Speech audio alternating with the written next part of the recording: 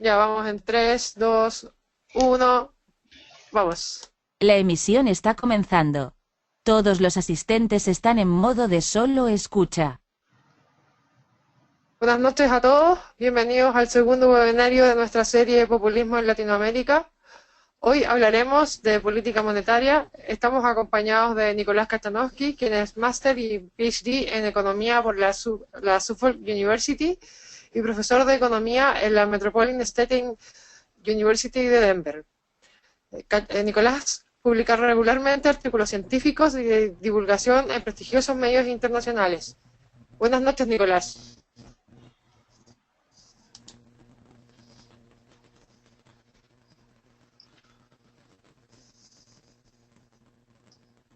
Hola, sí, empezamos. Sí, empezamos. No sé si te perdí la vida. Ok. Bueno, buenas tardes o buenas noches a todos, dependiendo dónde se encuentren en sus respectivos usos horarios. Gracias por la invitación. Es un placer poder hablar con gente del resto de Latinoamérica. Para el tema de hoy me marqué 4 puntos a discutir. El tema populismo en Latinoamérica. Y el populismo es muy difícil de definir.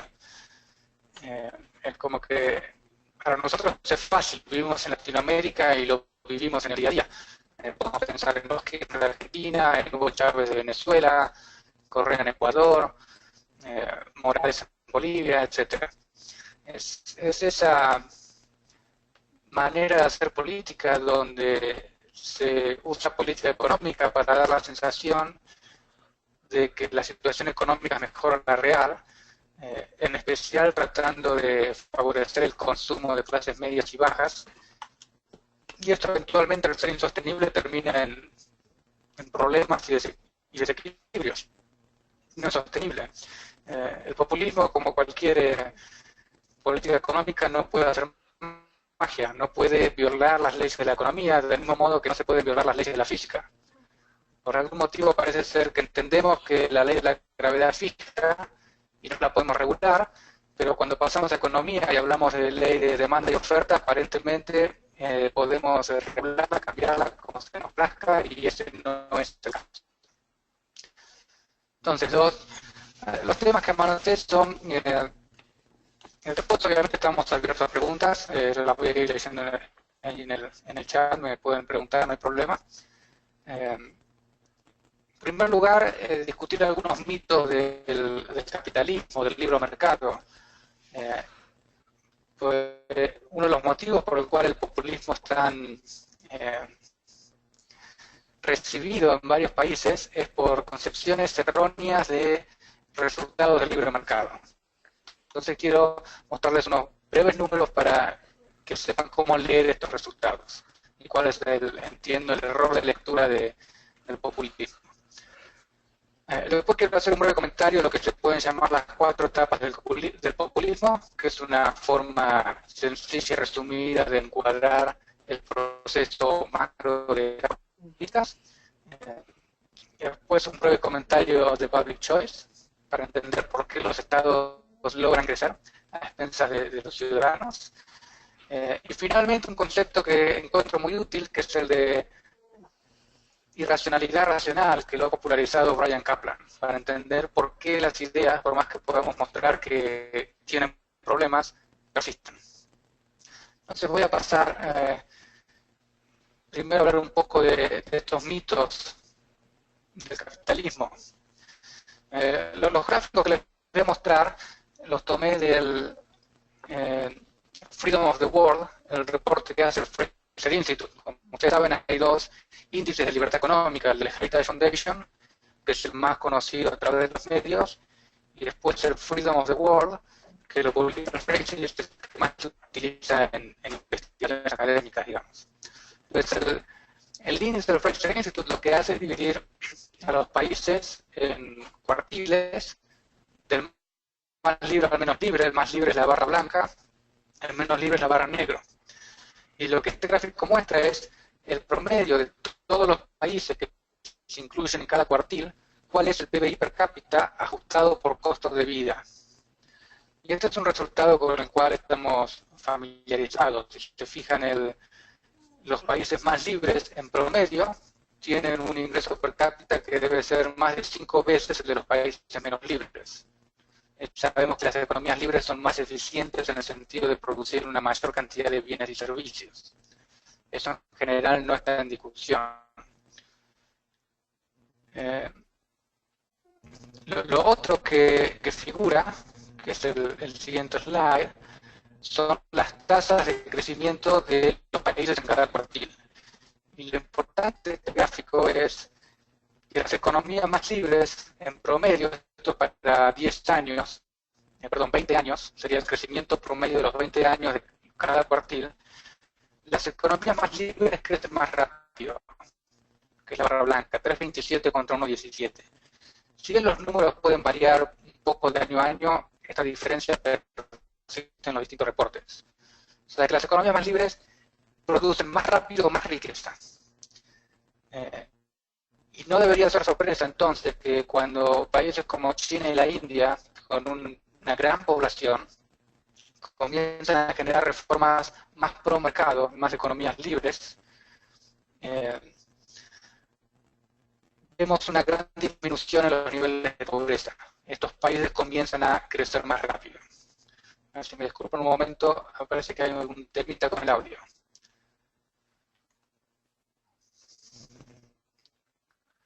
Se entrecorta, a ver si me deja algo abierto.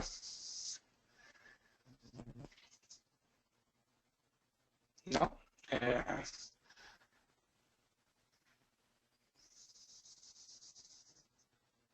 ¿Me han seguido hasta aquí? ¿O está cortado?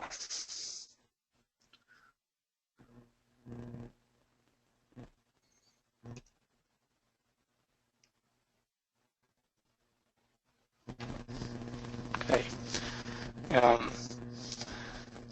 Entonces, si no tengo que irle, pero en los gráficos pues, le puedo alcanzar si quieren. Si uno observa la aceleración en disminución de pobreza, coincide con países con grandes poblaciones, pasando de cuartiles menos libres a cuartiles más libres, digamos. Y es esa aceleración de riqueza lo que contribuye a explicar la disminución de pobreza a nivel mundial. Y por pobreza aquí entiendo pobreza, es decir, bajos ingresos. No entiendo una cuestión de diferencia en ingresos, que no es lo mismo que pobreza. Si hay algún problema que una distribución desigual de ingresos genere en una sociedad, es un problema distinto al de pobreza, en el sentido de no tener ingresos y no poder subsistir, tener dificultades para alimentarnos, etc.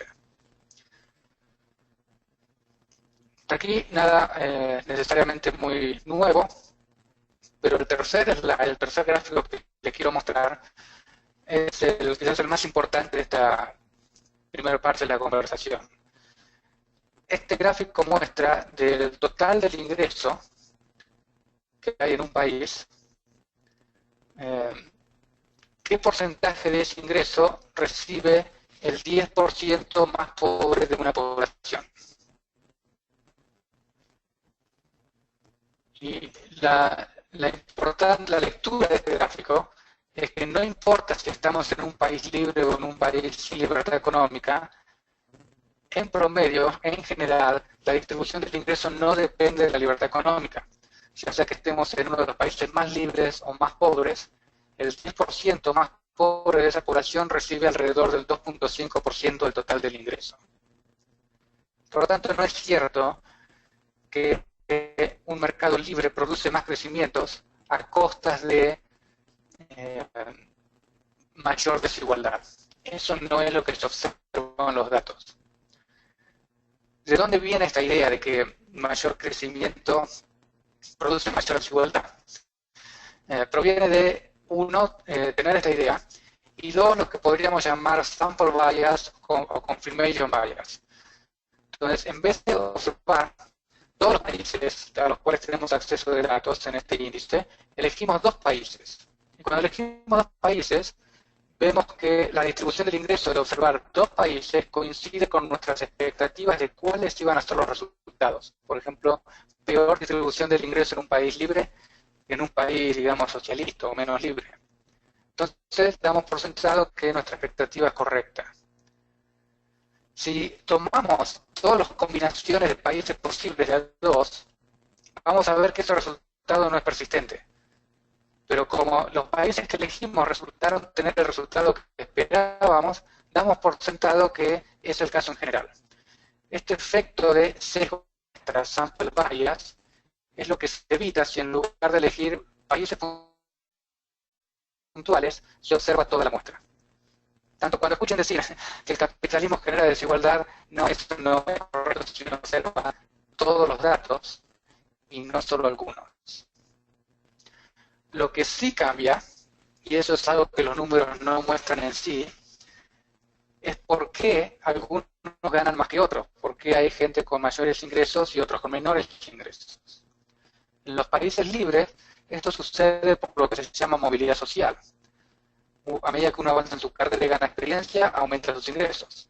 Si uno es un emprendedor como Bill Gates o Steve Jobs o Jeff Bezos, etc., puede tener altos ingresos. Si miramos en cambio las economías menos libres, lo que vemos es mucha corrupción.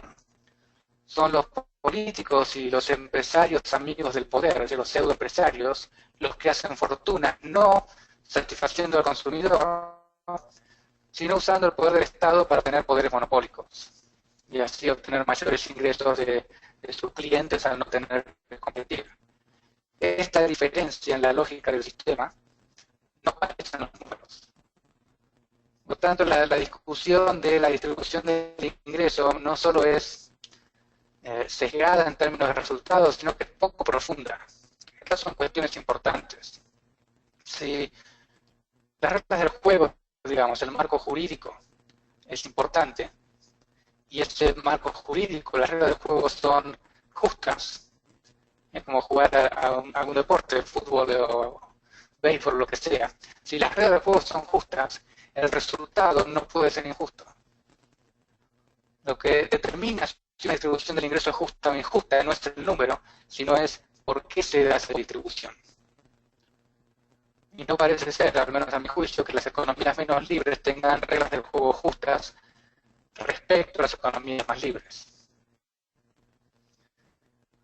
Entonces, cuidado con este argumento de que para aceptar mayor producción hay que tener peor distribución del ingreso, porque no es lo que se observa claramente en los datos. Y lo que se desprende de los errores anteriores es que si uno se encuentra en el 10% más pobre de una sociedad, si uno está en una economía poco libre, el ingreso que debería esperar tener es unos $1.600, mientras que si uno nace pobre en una de las economías más libres, va a tener casi $10.000 de ingreso al año. Casi 10 veces más que el ingreso de las economías menos libres. Entonces, si el punto es pobreza, dado que la desigualdad del ingreso es la misma, independientemente de la libertad económica, si uno va a nacer pobre, ¿en qué tipo de economía preferimos nacer? ¿En una menos libre o en una más libre? Pero la respuesta es clara mirando los números. Entonces, esto es lo primero que quería mencionar para cuestionar un poco las ideas que dan fundamento a esas ideas populistas tan difundidas en Latinoamérica. No es tan claro que los hechos sean tal cual se dicen. Bueno, no sé si hasta aquí está bien, si hay alguna pregunta antes de pasar al siguiente tema. Estoy un momento a ver si veo algo en el chat.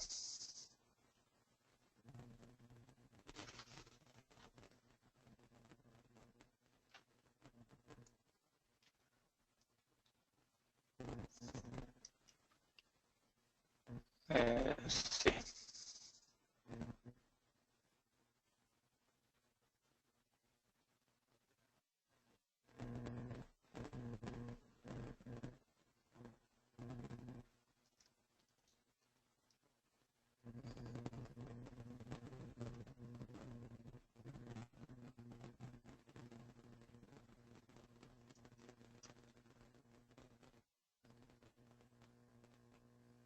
Creo que la webcam ya se fue.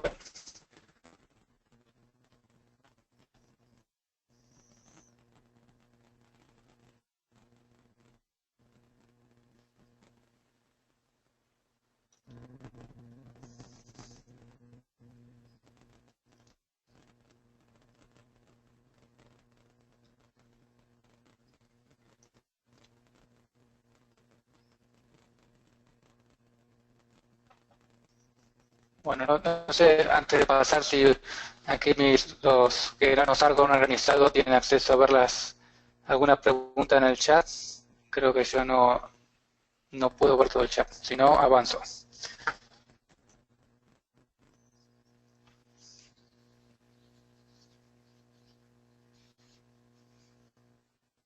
Nicolás, de momento aún no tenemos preguntas por lo que estoy verificando.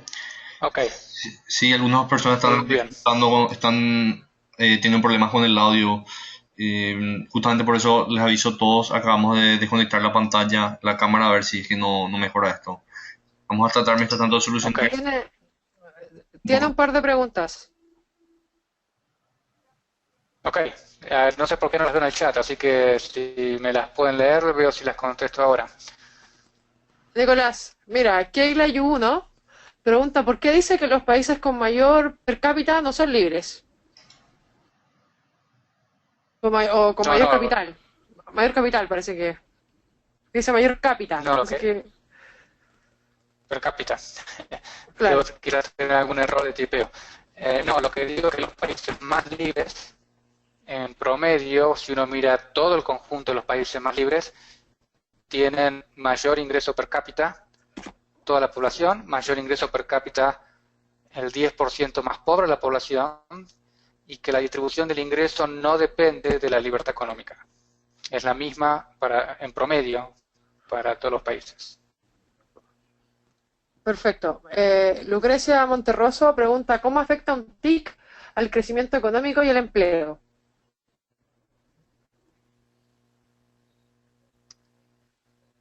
¿Cómo afecta perdón? Un TIC. TIC. TIC, Al crecimiento económico. Ah, un TLC. Tratado de Libre Comercio debe ser. Sí. No, lo acabo de corregir. Ok, si es un tratado de libre comercio, hay que tener cuidado. Si el tratado aumenta la libertad económica, entonces es como si el país se mueve del área de menos libres hacia más libres, por lo tanto eventualmente va a comenzar a tener mayores ingresos. El riesgo de los tratados de libre comercio es que si es con países puntuales, en vez de ser una apertura al mundo en general, puede generar lo que se llama desvíos de comercio, lo cual terminas produciendo un comercio ineficiente. Le terminamos comprando, importando, exportando a países con los cuales no deberíamos comerciar porque hay otras mejores alternativas. Esto es lo que le ha pasado a Argentina en los 90, cuando se une al Mercosur. El Mercosur no es un tratado de libre comercio, es un proteccionismo ampliado. El libre comercio, si lo podemos llamar tal, es entre Argentina y Brasil, no es de Argentina con el mundo. Distinto, por ejemplo, el caso de Chile, que se abre unilateralmente al mundo y comercia más libremente con todo el mundo, no solo con algunos países. Entonces, depende un poco de estos dos efectos, cuál es mayor, si se gana mayor libertad económica o el peso del proteccionismo ampliado es mayor que lo que se gana por mayor comercio.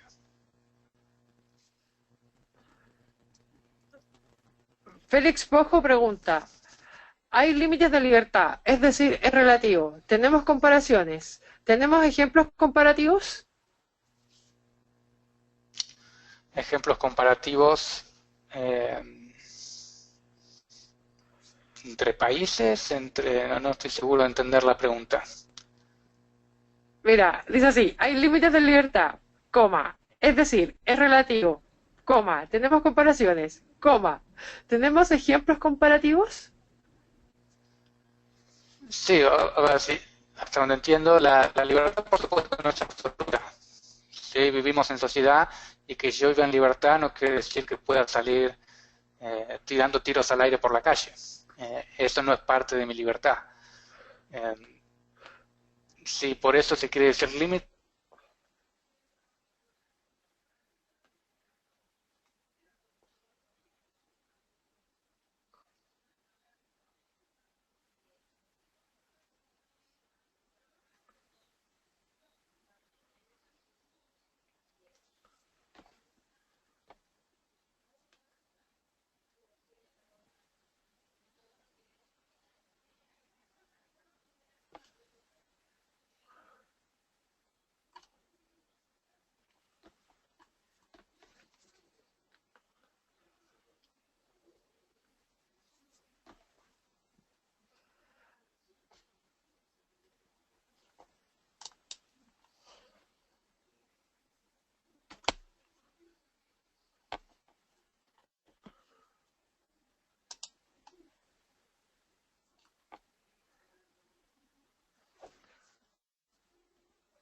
Hola Nicolás, ¿me escuchás? Hola Nicolás.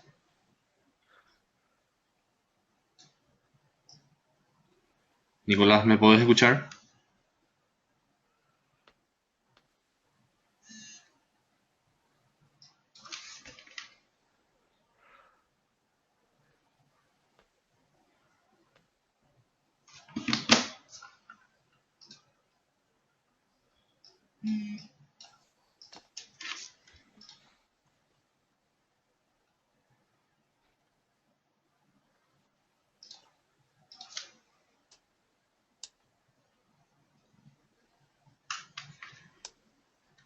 Nicolás, ¿podés escucharme?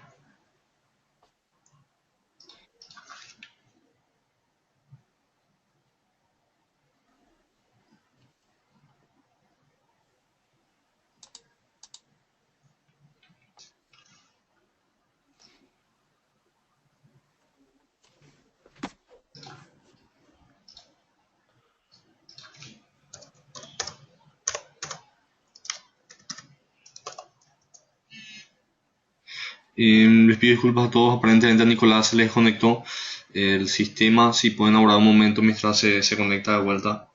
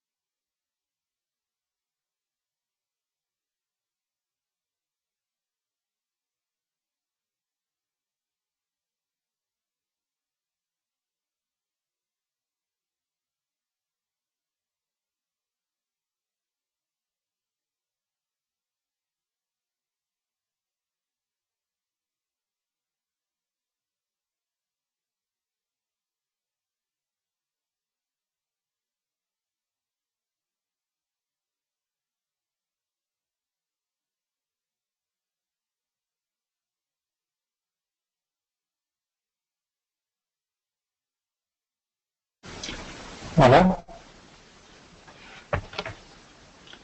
hola, ¿me escuchan? Hola Nicolás, te escuchamos ahora de vuelta. Eh, Continuamos entonces con las preguntas. Sí, Leonid, disculpen, se ha apagado la computadora por su cuenta. Em, entonces, no sé si me llegaron a escuchar.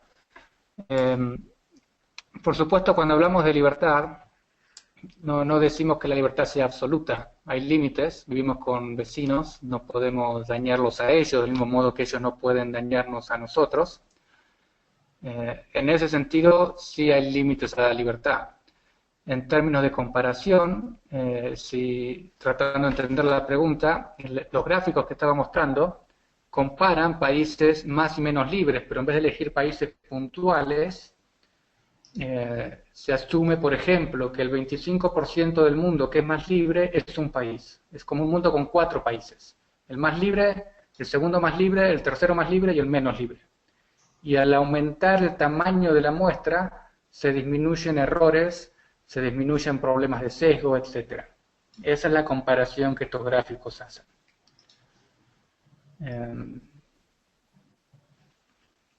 Bien, ¿Qué más? No sé si hay algo más o si pasamos al punto 2. Sí, tenemos otra pregunta. Pregunta Leonidas Daza. Países como Venezuela dicen redistribuir el ingreso, pero lo que ocurre es que la brecha entre oportunidades e ingresos crece de forma limitada. ¿Esto se debe al proteccionismo?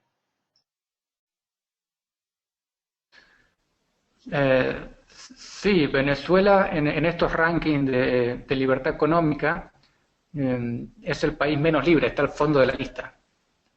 Entonces, todos estos límites surgen por la pesada regulación que hay. Son países con mucha corrupción, donde es el Estado y los empresarios que hacen corrupción con el Estado, donde se llevan grandes partes del ingreso, lo cual limita los ingresos que el resto de la población puede recibir. El potencial de crecimiento se da con economías más libres, donde hay más lugar a ser creativos. Por eso las economías más libres tienen mayores ingresos y crecen más rápido.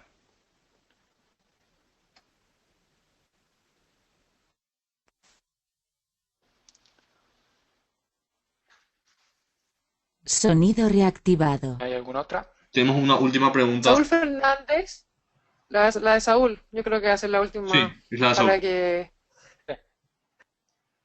Saúl pregunta, ¿se puede decir que China tiene libertad económica más allá de la intervención del Estado en lo individual?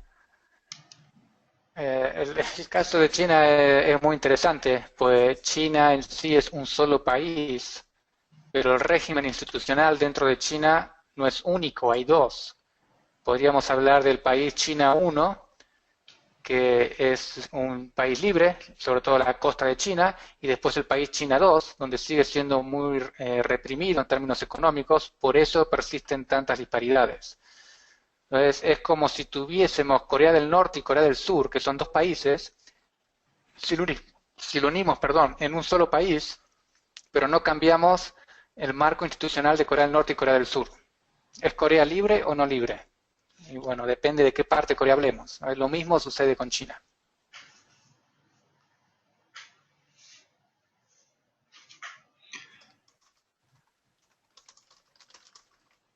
Bueno, Bueno, no sé si les parece que avancemos al punto 2. De todas maneras, si queda tiempo, por supuesto, más hacia el final podemos volver con estos temas. No hay problema. sí, con eso acabaron las preguntas que tenemos de momento. Ok. Hay un paper bastante conocido, ya tiene varios años, que se llama Populismo Macroeconómico, que lo escribió Dornbusch, creo, en los 90, y está describiendo el populismo en Latinoamérica, y él lo divide en algún lugar del paper en 4 etapas, lo cual a mí me resulta muy cómodo para esquematizar estos procesos. Entonces, lo que dice es, hay una primera etapa, podemos pensar cuando asume el gobierno en primer lugar, y pone en práctica las políticas populistas. Entonces la población que está en una situación económica un poco delicada comienza a ver que hay mayor consumo, el Estado con obra pública ofrece trabajo, ingresos a desempleados, ofrece subsidios. Si esto viene acompañado de una semántica donde el empresario es malvado y se ponen controles de precios o se le suben los impuestos, la población lo aprueba, etcétera. Y en esta primera etapa, esto genera una sensación de que la economía está creciendo. Es parecido a cuando hay un boom, porque el Banco Central comienza a expandir la cantidad de dinero. Tenemos más dinero, podemos consumir más, eventualmente esto no va a ser sostenible, pero si no entendemos lo que está sucediendo, parece ser que la economía está avanzando. Entonces la primera etapa están todas las luces verdes, todo parece estar muy bien. Eventualmente, sin embargo, comienzan a aparecer algunos cuellos de botella en algunos sectores económicos. Entonces empiezan a haber algunas presiones inflacionarias en algunos mercados. Puede comenzar a haber problemas de inflación por ese mismo motivo. Comienza a haber fuga de capitales en el sentido de que el proceso inflacionario empieza a mostrarse y quienes siguen más de cerca la economía comienzan a tener dudas de lo que pueda pasar y tratan de diversificar sus inversiones. Entonces la segunda etapa es donde aparecen estas primeras señales de que no todo está bien. La tercera etapa es cuando ya los problemas son ineludibles y el gobierno tiene que empezar a controlar precios, poner prácticas de control de capitales, no dejar que el dinero salga, devaluar la moneda para aumentar las exportaciones, lo cual suele hacerse de manera que es un desequilibrio, lo cual se agrega un problema a los problemas ya persistentes. La inflación ya es evidente, ¿sí? Miren Venezuela, Argentina, países con alta inflación. No se puede decir que no hay inflación. Los salarios reales pueden comenzar a verse afectados. Si yo no quiero que haya desempleo, uso la inflación para bajar en términos reales los salarios, lo cual hace que a las personas les sea más difícil llegar a fin de mes. No es otra cosa que la consecuencia de financiar este boom, no con inversión, sino con expansión monetaria. La cuarta etapa es ya el desastre. Ya esto es insostenible. Y no queda otra, si coincide, digamos, esta cuarta etapa con el final del gobierno democrático y este gobierno pierde las elecciones, dada el gran deterioro económico que recibe el nuevo gobierno, se ve en la necesidad de comenzar a hacer reformas. Tengo que reducir el déficit. Necesito financiamiento. ¿A quién voy? Al Fondo Monetario Internacional, al Banco Mundial, etc. El reducir el gasto público, el déficit, etcétera, puedo en el corto plazo inmediatamente afectar aún más la caída de salarios reales. Es como cuando uno, digamos, se va de fiesta a la noche y comienza a tomar algunos tragos y al principio está todo bien, uno está feliz, está contento, pero eventualmente nos sentimos mal. La cuarta etapa es la resaca que sentimos al día siguiente. Entonces, lo que se recibe en la cuarta etapa al nuevo gobierno es los efectos que en economía siempre llevan tiempo de todo lo que se ha hecho mal en las etapas 1, 2 y 3 anteriormente. Este deterioro importante que se da en la cuarta etapa con el nuevo gobierno es lo que el gobierno populista que perdió las elecciones puede usar para decirle al electorado: vean, conmigo esto no pasaba, estaba todo bien hasta que algún discurso populista, el malvado imperio internacional, los empresarios, etcétera, hicieron caer la economía. Miren lo que ha hecho el nuevo gobierno. Si me vuelven a votar, las cosas van a estar bien de nuevo. Y el ciclo perverso es que si el gobierno que tiene que poner las cuentas en orden pierde las elecciones, cuando asume de nuevo el gobierno populista, le han limpiado el desorden y se da de nuevo un inicio donde la etapa 1 parece ser que nos está yendo mejor de lo que realmente la economía se encuentra. Y ahí la importancia que el electorado, 1, entienda algo de economía y 2, que seamos conscientes que las decisiones económicas tienen efectos en la economía con lags, lleva tiempo. Por ejemplo, una expansión monetaria que produzca inflación puede demorarse 18 meses, un año y medio en afectar los precios. O sea que si vemos los precios subir hoy, no tenemos que pensar qué es lo que hizo el Banco Central la semana pasada. Tenemos que pensar qué es lo que hizo el Banco Central hace un año y medio. Y eso es algo que los economistas que siguen estos temas lo saben, piensan de este modo, pero el electorado quizás no, y el político populista es consciente de eso. Entonces puede hacer uso de esa desconexión de los lags y ofrecer un discurso que suena bien, pero es falso.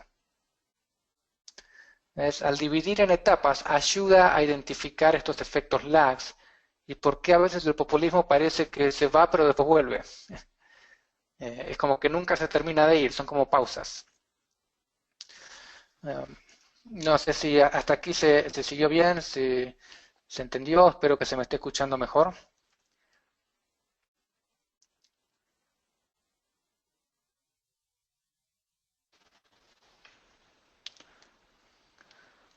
Fíjense, no sé si más o menos lo siguen, el caso de Argentina, que ha cambiado el gobierno, se han ido los Kirchner luego de 12 años de populismo, y el nuevo gobierno de Macri ha asumido con una situación muy delicada. Inflación del 30%, caída del PBI, es decir, estanflación o estancamiento del PBI, una pobreza que ronda el 25% o más. Argentina se encuentra entre los 10 países menos libres del mundo, está en el bottom 10, y el nuevo gobierno no puede tomar decisiones felices. Ha tenido que subir las tarifas de servicios públicos que desde el 2002 o 2003 no se actualizaban y hemos tenido quizás un 600% de inflación o más. Y eso afecta al bolsillo del votante. Tiene que tratar de frenar la inflación, para lo cual tiene que reducir el déficit fiscal que se encuentra en un 9%. O sea, todas las personas que reciben ingresos por el Estado de repente pueden comenzar a caer y tienen que buscar una nueva fuente de ingreso en una economía que cae. El Banco Central sube significativamente las tasas de interés para tratar de frenar la inflación, lo cual le genera un paro a la actividad económica. Toda la actividad comercial que se financia con líneas de créditos ven que no pueden pagar a los bancos. Entonces tienen que comenzar a despedir gente, tienen que quizás vender sus stocks, de reducir la producción, etc.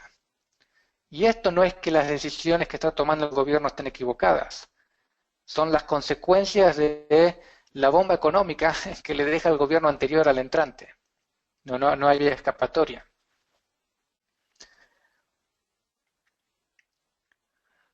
Bien, no sé si tenemos alguna cuestión en el chat. No puedo ver si hay preguntas. Sí, pregunta Saúl Fernández. ¿En Perú también está pasando esto con el regreso del populismo con la hija del expresidente?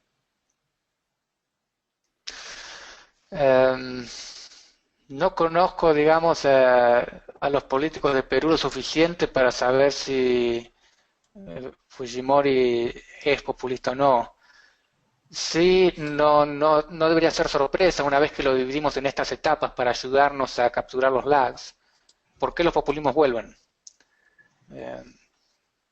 No sabría decir si este es ahora el caso de Perú. Pregunta Leonidas Daza. Disculpe, ¿pueden repetir el autor del populismo macroeconómico? Si es que pueden, y disculpen. Sí, es Dornbusch y Edwards. Dornbusch, que es conocido por su manual de macro, y Edwards, que el paper es de, creo que mediados de los 90. Si se googlea Macroeconomic Populism o populismo macroeconómico, va a aparecer. Es un paper muy conocido. Pregunta Félix Pojo. ¿Cómo se solucionan estos problemas que dejan los populistas sin estragos en la población? En Chile lo hizo Pinochet, pero a la fuerza. Pero en democracia, ¿cómo se hacen? El primer error es dejar las reformas a mitad de camino. Tengan en cuenta que las inversiones se deciden en base a rentabilidad. ¿Cuánto puedo ganar al empezar a producir? No se define en cuanto a nivel de consumo-gasto. Lo que define inversiones es rentabilidad. No consumo-gasto, que es lo que surge del esquema keynesiano, que es el esquema macro. Por lo tanto, desandar este camino y minimizar el shock tiene que venir de la mano de una desregulación fuerte, firme y completa del mercado. Una apertura de la economía. La división del trabajo no genera solo beneficios a nivel doméstico, genera beneficios a nivel internacional. Por lo tanto, hay que aprovechar esos beneficios, comerciar con el mundo. Hay dos casos que pueden tener presente cuando surgen estas dudas. Uno es el milagro alemán. Erhard liberó los precios así rápidamente, no es que le dio miedo y fue despacio, y la economía alemana despegó. El otro caso es el de Estados Unidos después de la Segunda Guerra Mundial. Corta el gasto público del 50% del PBI al 20% del PBI en 3 años. Entonces agarran cualquier modelo macro y la conclusión es que la economía tiene que colapsar de gran crisis. El PBI no cayó, no pasó nada, no hubo desempleo, no hubo caída del PBI, la economía arrancó sin problemas. Lo que Estados Unidos hizo fue no solo bajar el gasto, sino liberar precios, quitar regulaciones, abrir la economía, deshizo toda la economía controlada que puso en práctica durante la Segunda Guerra Mundial para producir tanques, aviones, barcos, etc. Ahora, si ustedes miran la serie del PBI, van a ver una caída cuando Estados Unidos termina la Segunda Guerra Mundial y baja el gasto. Esta caída del PBI, sin embargo, no es por una caída de producción, no es que cae la economía, sino que dado que durante la guerra había control de precios y al finalizar la guerra se liberan los precios, lo que hay es un salto en los precios que se usan a calcular el PBI, no en la economía real. Por lo tanto, no hay que confundir esa caída en el PBI con una caída de la economía, en un efecto estadístico de regular precios. Y esto se debe a que el cálculo del PBI asume que estamos en una economía libre con precios de equilibrio. Por lo tanto, cuando estamos en una economía no libre, con precios controlados, el PBI comienza a perder significado. Ya no se lo puede leer de manera tan directa, no dice lo que se supone que dice. Tenemos una última pregunta. Dice así, ¿la única forma de controlar la inflación sería con las políticas monetarias de Friedman?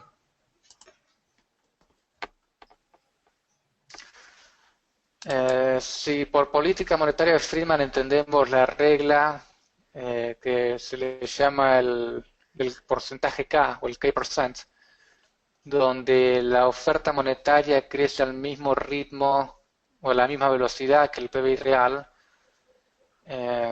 diría que no, por el siguiente motivo. Inflación es cuando hay un exceso de oferta de dinero sobre demanda de dinero.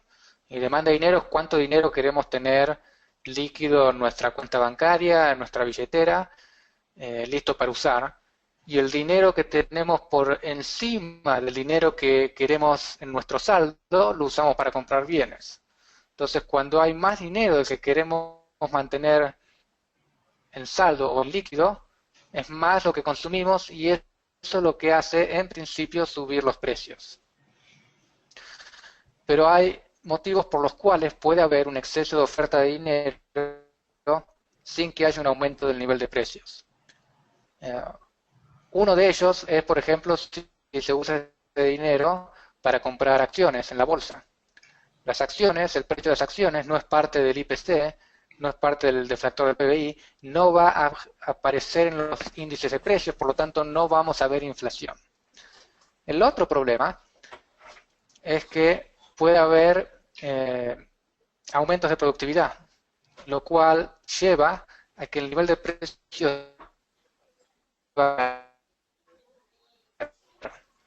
y la política monetaria de Friedman no controla esto. Por lo tanto, puede producir lo que se llama inflación implícita, que es lo que hubo en la década del 20 y a principios del 2000. La expansión monetaria fue tal que hizo que el nivel de precios se mantenga constante cuando debería haber caído. Entonces, si miramos el nivel de precios, no vemos que sube, pero eso no quiere decir que no haya inflación. Por lo tanto, hay que mirar el tema de inflación de manera más amplia que nivel de precios. Si la regla de Friedman la adaptamos a lo que se llama la regla de Hayek o el NGDP targeting, entonces eso es distinto, porque en ese caso la regla es que la oferta de dinero tiene que cambiar en la misma proporción que cambia la demanda de dinero, lo cual resulta en mantener el PBI nominal constante, no la oferta de dinero. En ese caso sí se eliminan problemas de inflación. Tenemos otra pregunta, dice, sabemos que las reformas liberales no son populistas. ¿Cómo podemos hacer en países acostumbrados al populismo para implementarlas para no perjudicar a las clases D y E? Y aprovechando por la pregunta de Saúl Fernández similar, en un posible cambio de gobierno en Venezuela, ¿el nuevo gobierno se le sugiere cambio de moneda, es decir, pasar al dólar, por ejemplo, o cómo pudiese ir liberando el actual control cambiario?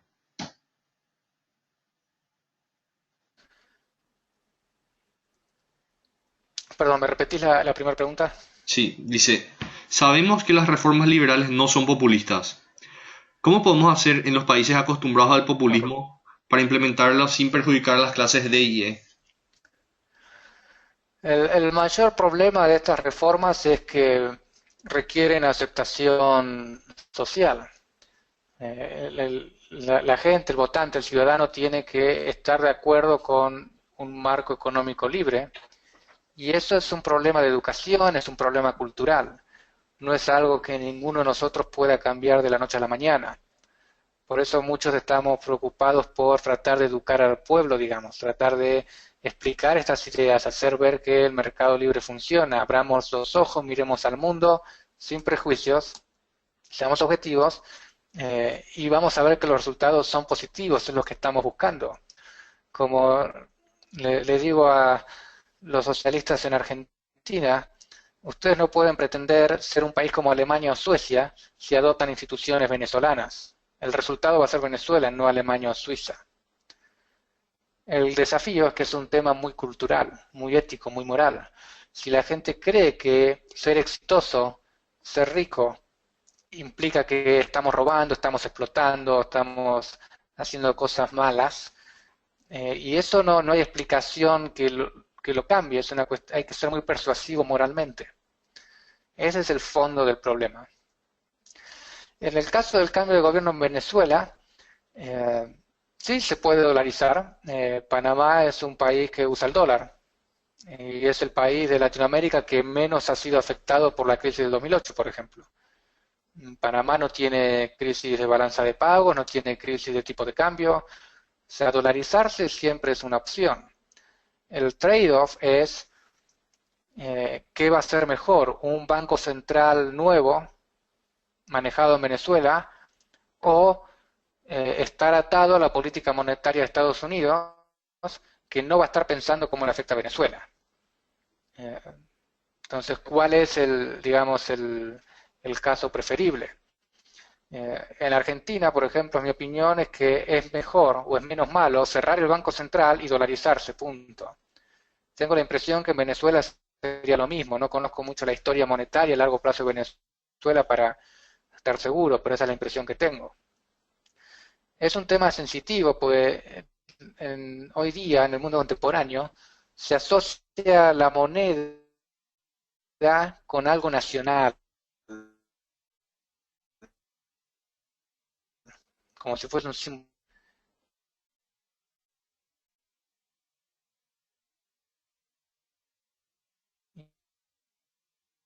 Y ese no,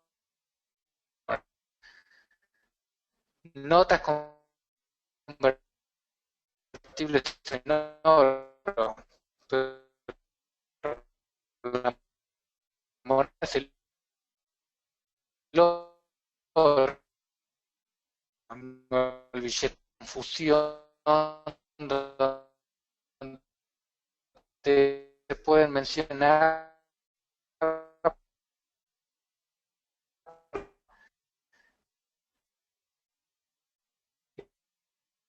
de la opinión bizarra.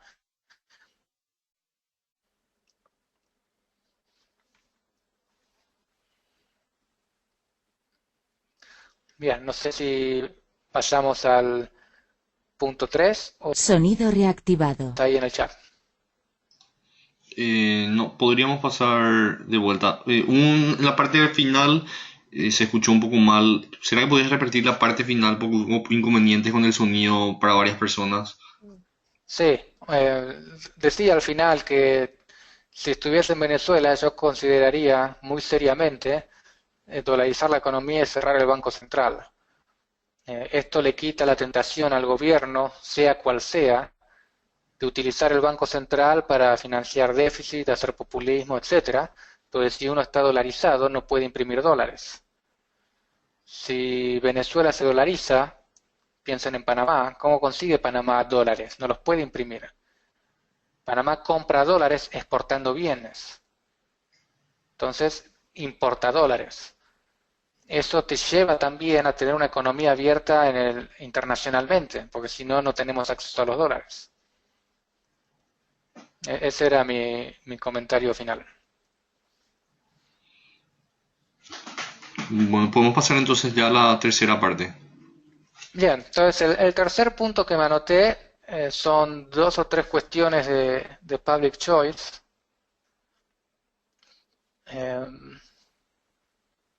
Ok, entonces el primero, 2 puntos me anoté, es lo que se llama capture theory o teoría de la captura. Y es cuando gobiernos y grandes empresas o sectores industriales de alguna manera se capturan mutuamente. Y esto tiene que ver con el rent seeking. Habrán visto noticias en varios países, en estos últimos días ha sido en Buenos Aires, de los servicios de Uber, no sé si conocen Uber o Lyft, donde a través del teléfono se puede pedir un auto para que nos lleve de un lugar a otro en lugar de usar un taxi. Y esto ha generado mucha reacción en contra de los taxistas alrededor del mundo. Y si uno mira cómo funcionan los taxis, es un servicio monopólico basado en licencias. Si vos querés manejar un taxi, tenés que comprar una licencia, que es muy caro. Entonces tenés el permiso a manejar un taxi y cobrar por el servicio. No es que si mañana quiero cambiar de trabajo, puedo comenzar a manejar. Tengo que comprar la licencia. ¿Quién vende las licencias? Casualmente los gobiernos. Entonces acá hay un beneficio mutuo entre, digamos, los taxistas y los gobiernos.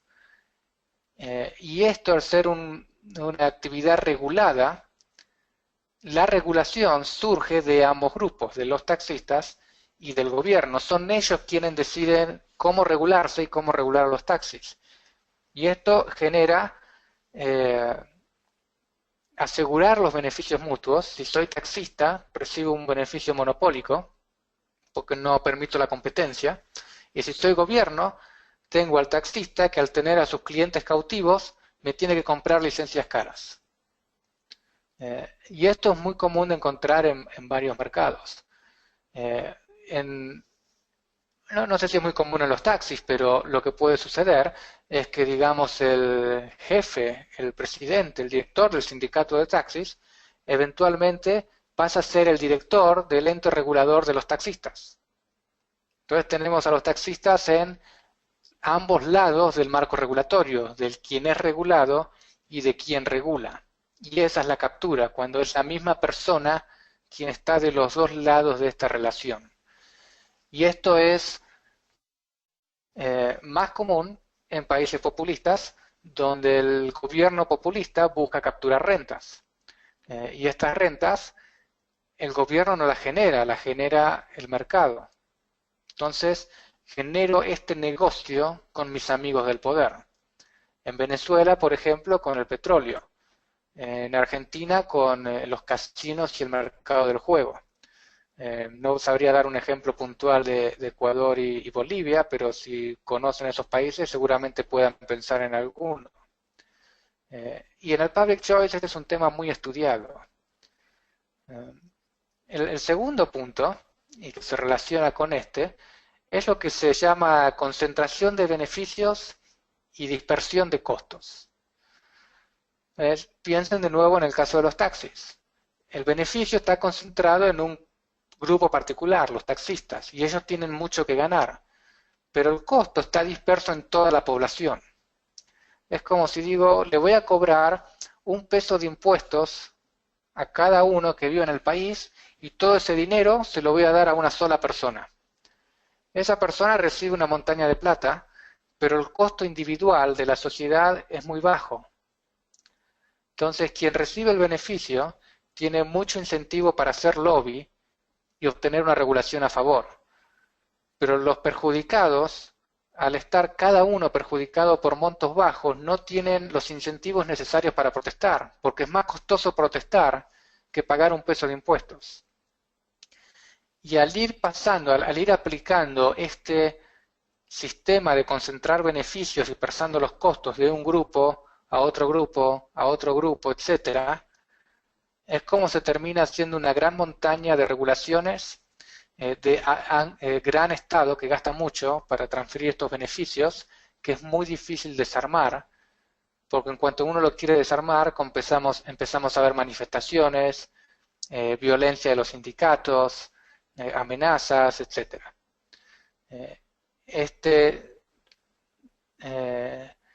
Quebrar este link entre quién recibe el beneficio y quiénes pagan ese beneficio altera los incentivos de modo tal que lleva a tener más regulaciones y un Estado más grande del necesario, del que queremos tener. Si estos dos puntos están claros, son fáciles, no son complejos de entender, pero explican mucho.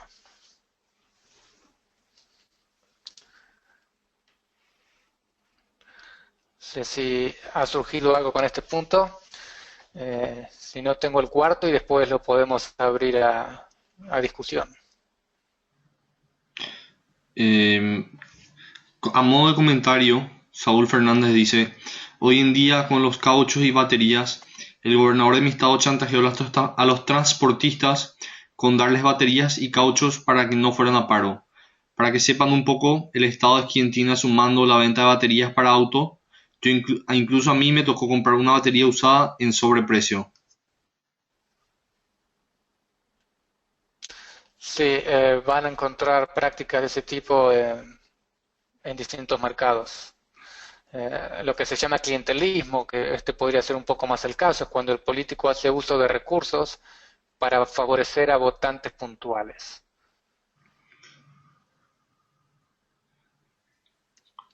Con respecto a ese punto, no veo más preguntas, creo que podemos pasar a la parte 4. Ok. La parte 4 es muy útil. A mí me resulta muy útil para entender Argentina, Latinoamérica en general, etc. Y es un término que se lo debemos a Bryan Caplan, a su libro The Myth of the Rational Voter, el mito del votante racional. Y él dice hay dos tipos de irracionalidad. Irracionalidad es, en el sentido tradicional, en economía, cuando constantemente cometemos errores. En economía se asume que somos racionales, nos podemos equivocar, pero aprendemos de los errores. Lo que Kaplan se pregunta es por qué vemos que hay errores que persisten. ¿Por qué vemos que la gente sigue queriendo restringir el comercio internacional cuando sabemos que es beneficioso? ¿Por qué vemos que se sigue insistiendo con aumentar los salarios mínimos cuando sabemos que eso genera desempleo, etcétera? Entonces Kaplan dice, no es que seamos irracionales, sino que somos racionalmente irracionales. Y por esto Kaplan quiere decir lo siguiente: quien sostiene, por ejemplo, que aumentar salarios mínimos no genera desempleo, no está buscando tener razón. Lo que esta persona está haciendo es consumir, recibir utilidad. Él quiere ser visto como una persona que defiende salarios mínimos. Él quiere ser visto como una persona que pertenece a cierto grupo o a ciertas creencias. Piensen en Onda Verde o reciclaje. Cuando se le señala a algunas de estas personas que reciclar bienes o la energía verde consume más energía que no reciclar, la reacción inmediata es: de ninguna manera estás equivocado, por más que se le puedan mostrar los datos. Y esto se debe a que lo que esta persona busca no es tener razón, sino que quiere ser identificada como alguien a favor del reciclaje. Si vemos a alguien que favorece las políticas de Chávez, de los Kirchner, etc., es muy probable que esta persona quiera ser identificada con ideas socialistas. No está buscando tener razón. Y eso quiere decir que el debate racional no va a funcionar porque el punto no es tener razón. La persuasión ya no es racional, la persuasión tiene que ser más emotiva, más emocional. Y eso es más un arte que una ciencia. Algunos lo pueden hacer, otros no. No con todas las personas funciona igual, etcétera. No sé si ustedes siguen las elecciones en Estados Unidos, pero los tres candidatos con mayor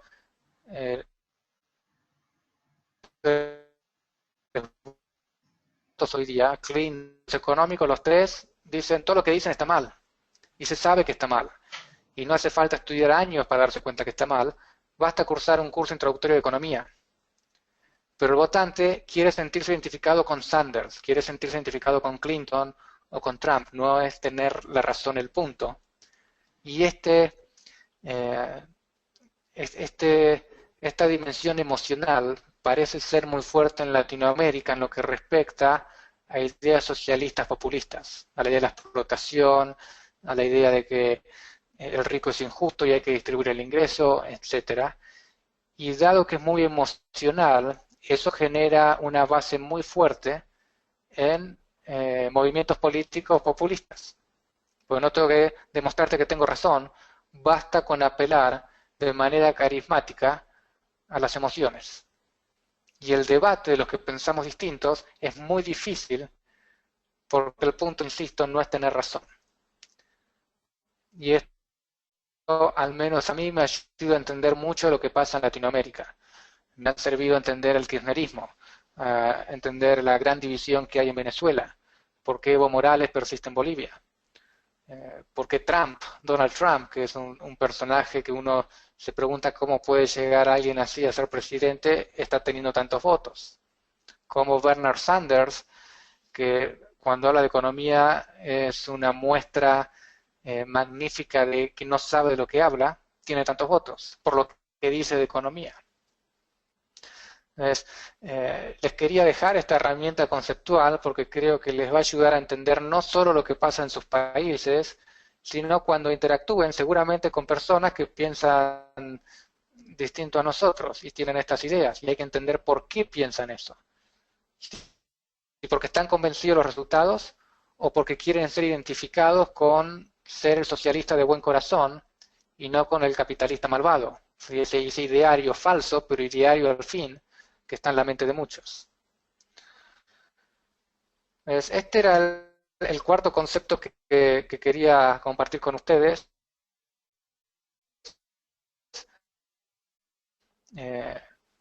Pero para abrir la discusión a cualquier tema. Sí, ¿me escuchas, Nicolás? O hasta que Nicolás, ¿me puedes escuchar bien?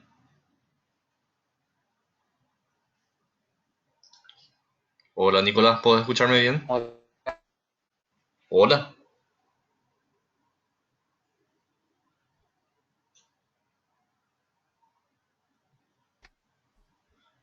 Hola, Nicolás.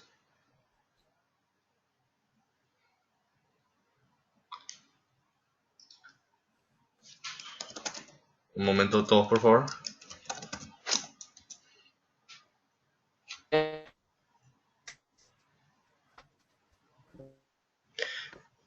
Nicolás, se te está escuchando un poco mal.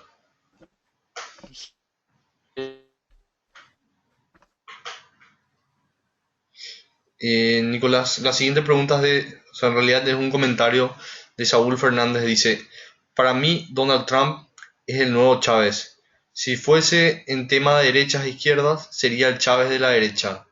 Por la xenofobia y pues quien lo sigue ve que defiende el nacionalismo de los Estados Unidos.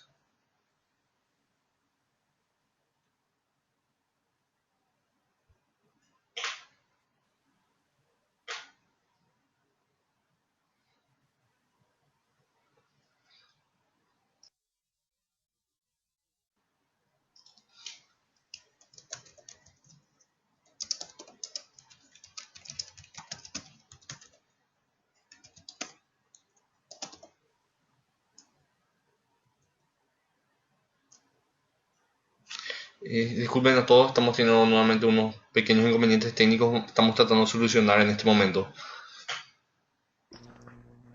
Hola. Nicolás, ahí te escuchamos de vuelta.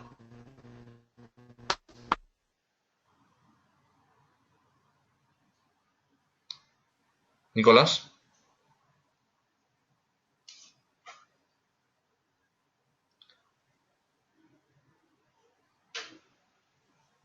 Hola, Nicolás. Hola. Ahí te estamos escuchando de vuelta. ¿Sí? ¿Me escuchan? Ahí te escucho. Ok. Decía que coincido con bastante de ahí lo que mencionabas de Trump. Sin embargo, yo en el populismo lo que veo son dos cosas. Una, un discurso nacionalista. pero también hay un discurso muy fuerte de beneficiar a las clases en base a que Trump no le ve un discurso donde se beneficia al pobre a expensas del rico, donde haya explotación capitalista. Él tiene un discurso nacionalista, pero me parece que le falta el discurso, si se quiere, socialista para terminar de tener un cuadro claramente populista. Si tuviese los dos, sí calificaría, creo, claramente como populista. Ese sería, digamos, el gris que pondría de calificar a Trump como populista. No quiero decir que no lo sea del nada, estoy tratando de hilar un poco más fino. Nicolás, una pregunta personal. La semana pasada tuvimos un webinario con Javier El Hague. Él mencionaba que para él decir políticos populistas era un sinsentido porque todos los políticos son populistas, sino que había que diferenciar entre políticos que defendían el Estado de Derecho y políticos que no. ¿Qué opinión te merece eso? Bueno, es difícil porque no lo he escuchado a él cómo ha presentado el tema, así que voy a tratar de ser moderado en el sentido de que, ok, si definimos populismo lo suficientemente amplio, entonces claramente todos los gobiernos son populistas porque todos los gobiernos, todos los políticos necesitan los votos de la gente. Pero la idea de utilizar el término populismo es para diferenciar, aunque sea en grados, ciertas políticas de otras. Yo no diría, por ejemplo, que Suiza tiene un gobierno populista en el mismo sentido que lo ha tenido Argentina, Venezuela, Ecuador o Bolivia. Entonces acá me parece que hay más una cuestión semántica de qué entendemos por populismo. La democracia hace que el que gana la presidencia, si hay un presidencialismo, es quien recibe más votos. En ese sentido, el candidato es populista en que tiene que ofrecer un discurso que satisfaga a la mayoría. Yo pienso en populismo más como políticas puntuales que se toman, no como un discurso que satisfaga necesariamente a la mayoría. En ese sentido podemos diferenciar distintos tipos de gobierno. Consulta Félix Pojo. ¿Es gradual? ¿El populismo puede llegar a ser gradual? Sí, puede llegar a ser gradual. Creo que el caso de los Kirchner muestra un gradualismo de cuando asumieron en el 2003 a cuando se fueron en el 2000, a fines del 2015. Los avances que el gobierno kirchnerista ha hecho han sido paso a paso, si se quiere. ¿Qué tan rápido pueden avanzar? Depende del marco institucional del país. Un marco donde las instituciones le ponen más freno al populismo va a avanzar más despacio. Un país donde las instituciones son letra muerta puede avanzar mucho más rápido. Entonces el gradualismo sí es posible y quizás es peligroso porque no nos damos cuenta de hacia dónde estamos yendo. En cambio, cuando es de golpe, no nos queda otra que vivir el cambio rápidamente. Tenemos la siguiente pregunta. ¿Podemos ver que la mayoría de los estados que empiezan siendo libres gradualmente van bajando su nivel de libertad? ¿Podría existir algún método para evitar estos cambios que se pueden ver en la mayoría de los países que empezaron muy libres como Estados Unidos? Sí, ahí vuelvo al punto de que en última instancia es un problema cultural. Si yo estuviese en el gobierno me preguntaría qué se enseña a los chicos en los colegios y en las universidades públicas. ¿Por qué hay tanta gente que tiene en su ADN mental la raíz que da origen a las ideas populistas? ¿De dónde viene? Y seguramente, me imagino, viene de los programas educativos. Entonces, ese sería para solucionar de fondo y a mediano o largo plazo ese problema. Ahora, si miramos la evolución a largo plazo de la libertad económica a nivel mundial, no es claro que esté bajando. Por ejemplo, Estados Unidos está perdiendo grados de libertad económica desde el 2001, 2002, ¿no? Desde el atentado 9/11, Pero a nivel global no se ve una baja clara. Piensen que hay países que sí están ganando libertad, como China, India, países en Asia, algunos países de África. Entonces yo no sé si este descenso de libertad es tan evidente. De nuevo, algunos países sí, pero eso no quiere decir que sea el caso de todos. Piensa en Estonia, Irlanda, ¿no? Que han ido en el sentido de más libertad.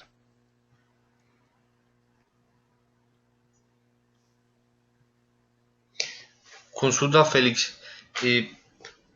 Para completar la pregunta que hizo hace rato con respecto al populismo, si el populismo puede ser gradual, agrega él, en el sentido de que puede haber países más populistas que otros sin notarse. Un país puede ser un poco populista sin calificarlo como tal, pues es muy poco significativo. Sí, en última instancia podemos estar hablando de cuestiones de grado. No son blancos o negros, hay grises. Y queda en uno decidir, bueno, dónde pongo el límite y lo llamo populista y dónde no nos parece demasiado. Cuando surgen las discusiones hay que tener en cuenta que el límite es gris y podemos estar de acuerdo en los conceptos, pero no estamos de acuerdo en el borde, y eso no es un desacuerdo tan grave. Es quizás una cuestión de comodidad, de gustos, no necesariamente implica un serio problema. En el mundo no existen economías 100% libres, tampoco existen economías 100% no libres, pero sí existen rangos. Hay más libres y menos libres. O sea, hay más populistas y menos populistas. Eso no quiere decir que haya una definición clara de dónde ponemos el límite, por el populismo en práctica cambia de país a país, dependiendo de las instituciones, dependiendo cuál es la opinión pública y varios temas.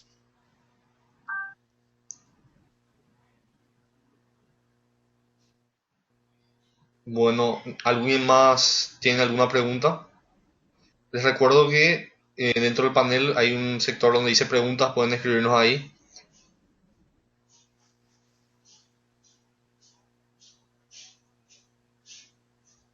Dice Leonidas Daza, un ejemplo de ello es Suiza y el proteccionismo al sector agrícola. Lo dice a modo de comentario. Está bien, Suiza tiene protecciones al sector agrícola, no por eso que Suiza es un país comunista. Entonces, si vemos una política, llamémosle populista, quizás no es suficiente para decir que el país es populista. Pero llega un punto en que vemos tantas políticas populistas que decimos, ah, bueno, sí, esto ya es populismo. ¿Dónde está ese límite? Y bueno, es un gris. No hay, el mundo es así, tiene grises, lamentablemente.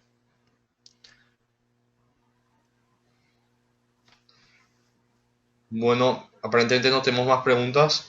Con eso vamos cerrando.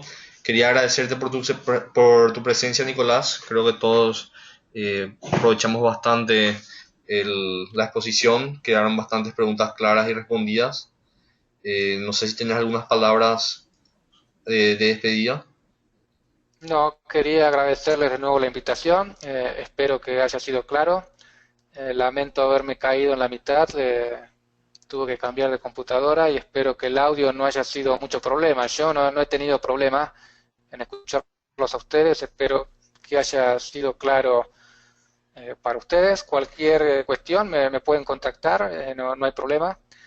He de responder lo antes posible, pero sí prometo leer sus preguntas. Les recuerdo también a todos que este miércoles 20 de abril, continuando con la serie de webinarios, vamos a estar tratando el tema el populismo en Venezuela. Vamos a estar contando con Rafael Rincón Urdaneta. Muchas gracias a todos por su presencia. Muchas gracias nuevamente, Nicolás, y que tengan unas buenas noches o tardes dependiendo de donde estén. Hasta luego.